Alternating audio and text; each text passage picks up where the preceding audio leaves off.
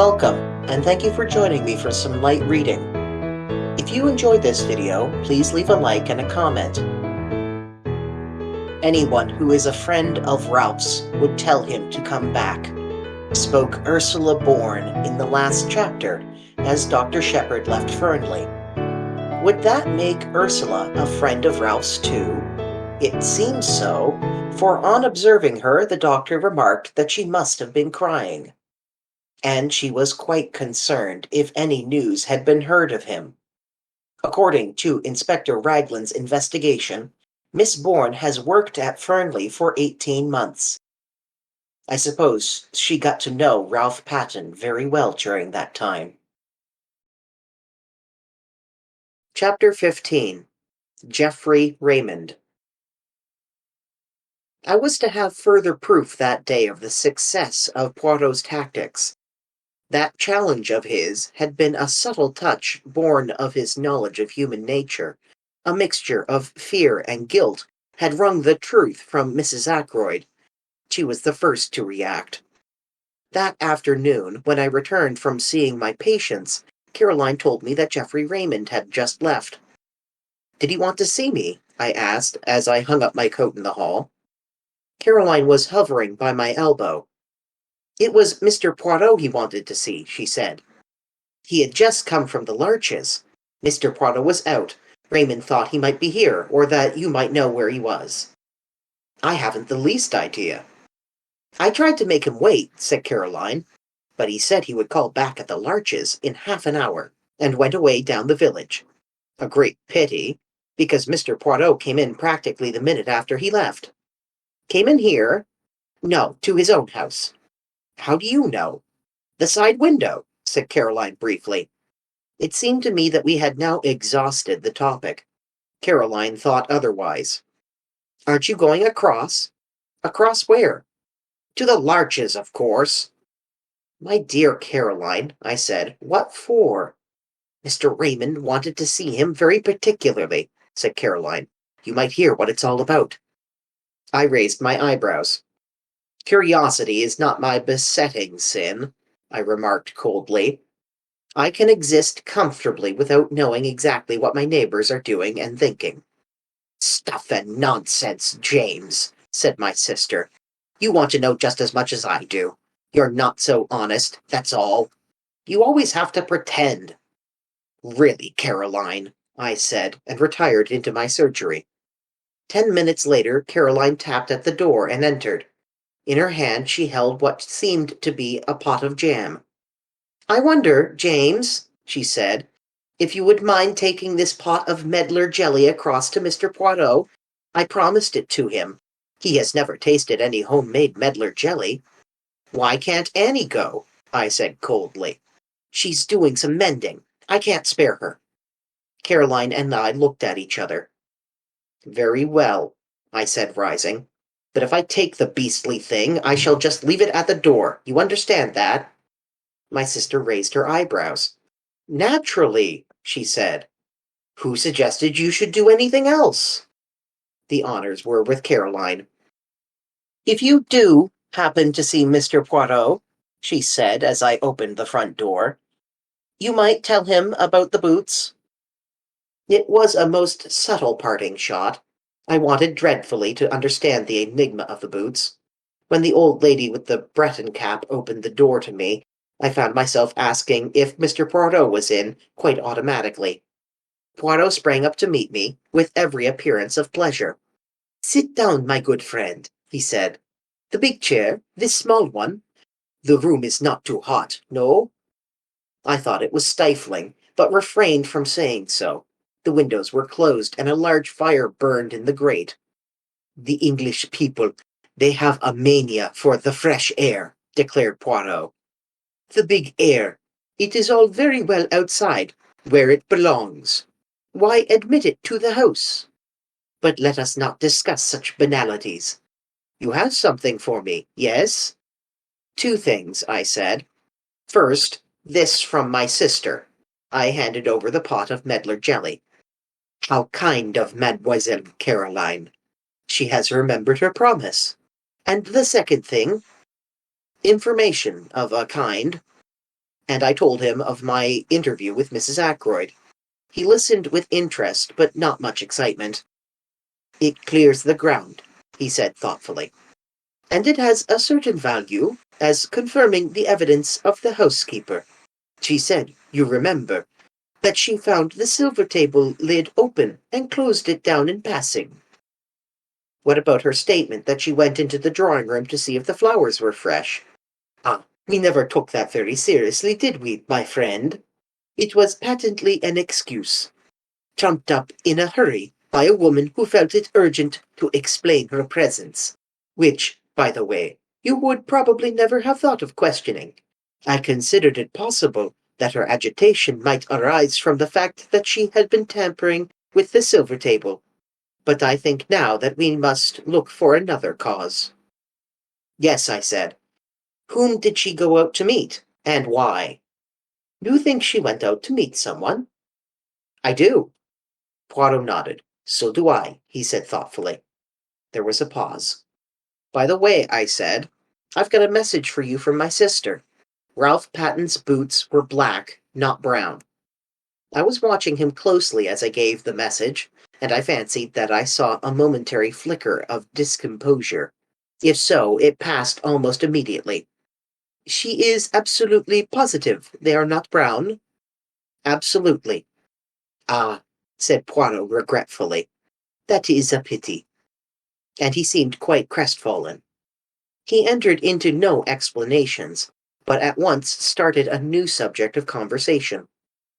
"The housekeeper, Miss Russell, who came to consult you on that Friday morning. Is it indiscreet to ask what passed at the interview?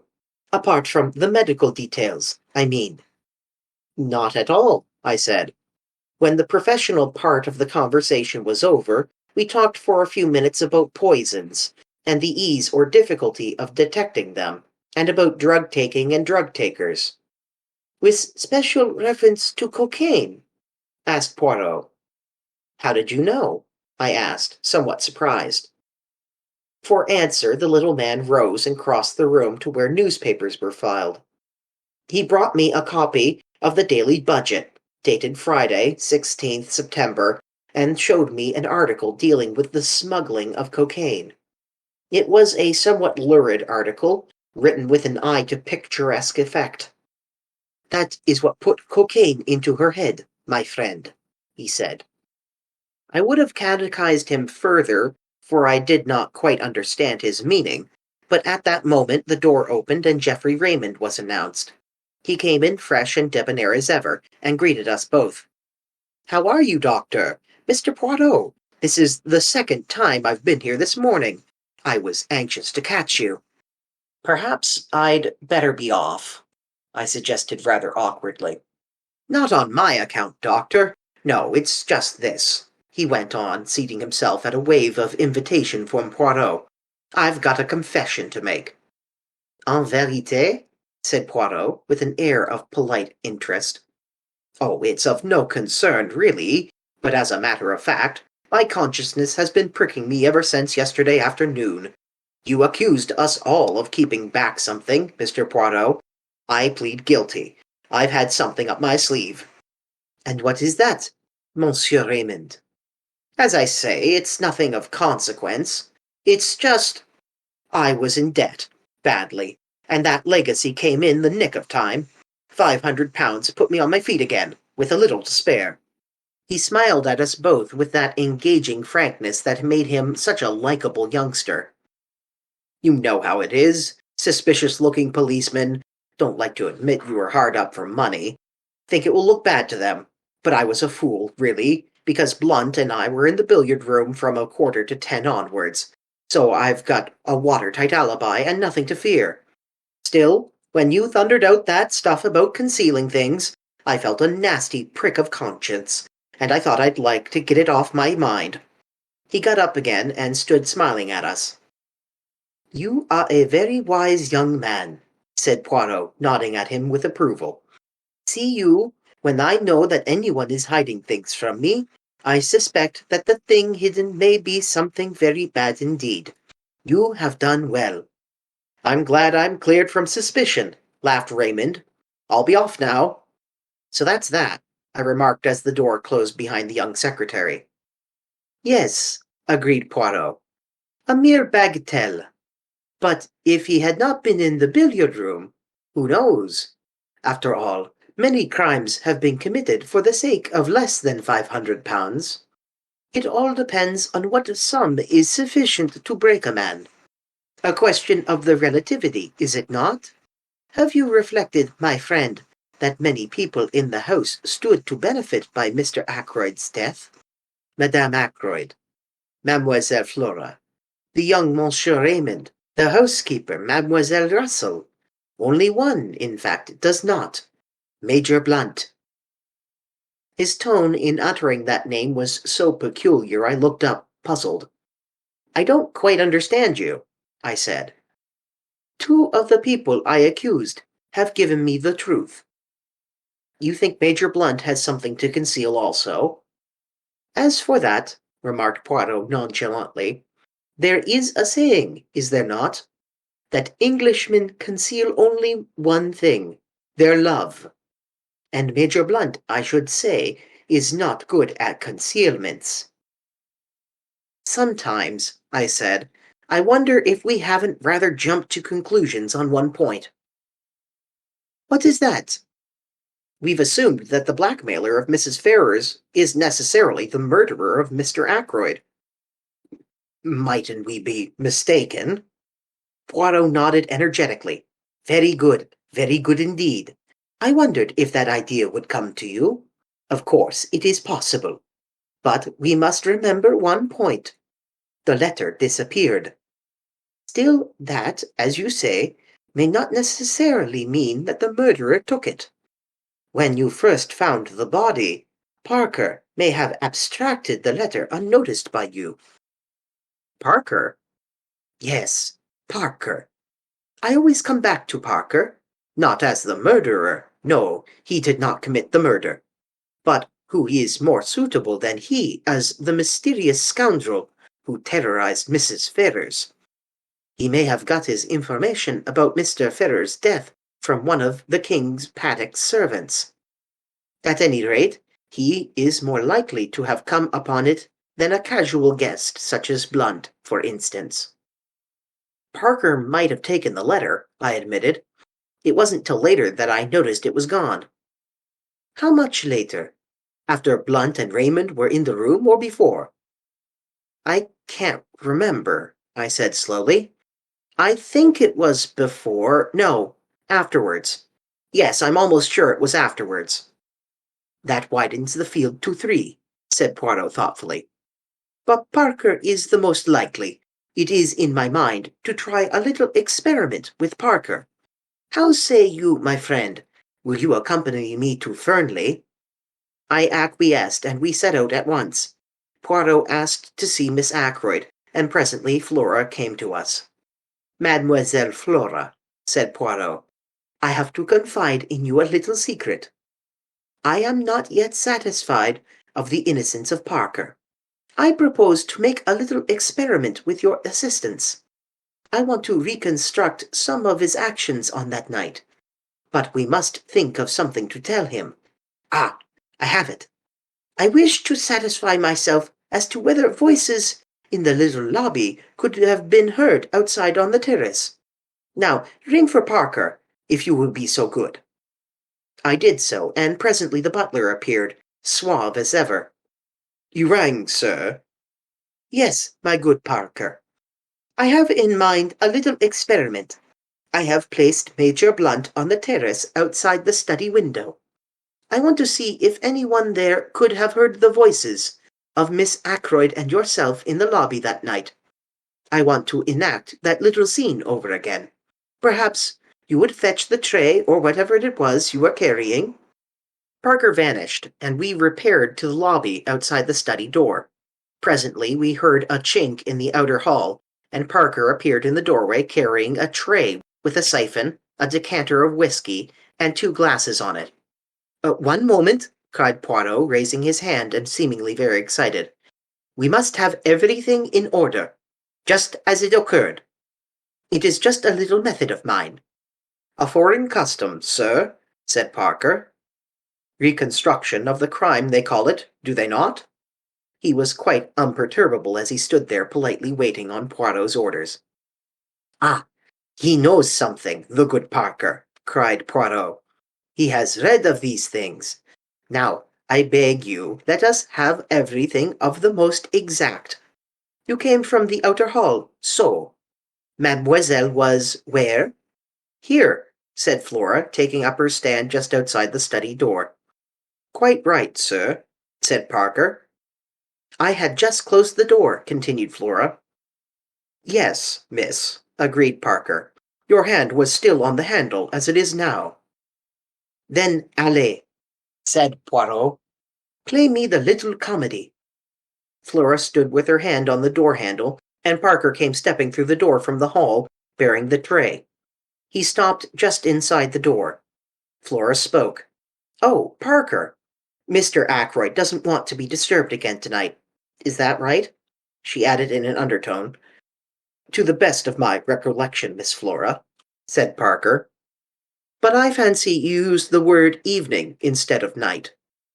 Then raising his voice in a somewhat theatrical fashion, Very good, miss. Shall I lock up as usual? Yes, please. Parker retired through the door. Flora followed him and started to ascend the main staircase. Is that enough? She asked over her shoulder. Admirable, declared the little man, rubbing his hands.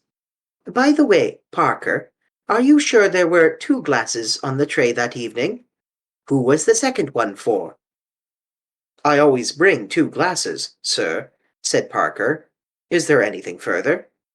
Nothing. I thank you. Parker withdrew, dignified to the last. Poirot stood in the middle of the hall frowning. Flora came down and joined us. Has your experiment been successful? She asked. I don't quite understand, you know. Poirot smiled admiringly at her. It is not necessary that you should, he said. But tell me, were there indeed 2 glasses on Parker's tray that night? Flora wrinkled her brows a minute. I can't really remember, she said. I think there were. Is that the object of your experiment? Poirot took her hand and patted it. Put it this way, he said. I am always interested to see if people will speak the truth. And did Parker speak the truth? I rather think he did, said Poirot thoughtfully. A few minutes later saw us retracing our steps to the village. What was the point of that question about the glasses? I asked curiously. Poirot shrugged his shoulders. One must say something, he remarked. That particular question did as well as any other. I stared at him. At any rate, my friend, he said more seriously, I know now something I wanted to know. Let us leave it at that. It's amusing to see how obstinate and contrarian Dr. Shepherd can be when it comes to his sister. And he was so eager in earlier chapters to be in Poirot's inner circle. Raymond's confession was rather perfunctory. He had some debt, and the money bequeathed was rather timely, but no information about why he was in debt and to whom. Everyone at Fernley seemed to think Raymond was straight-laced and above board. Speaking of Fernley, what manner of idea did Poirot have in Parker and Flora reenacting their encounter outside the study door? It seemed as if Poirot had ulterior motives, and his questions to Flora and Parker pretextual. If you've enjoyed this light reading, please like the video and leave a comment. And until next time, may light shine upon your path.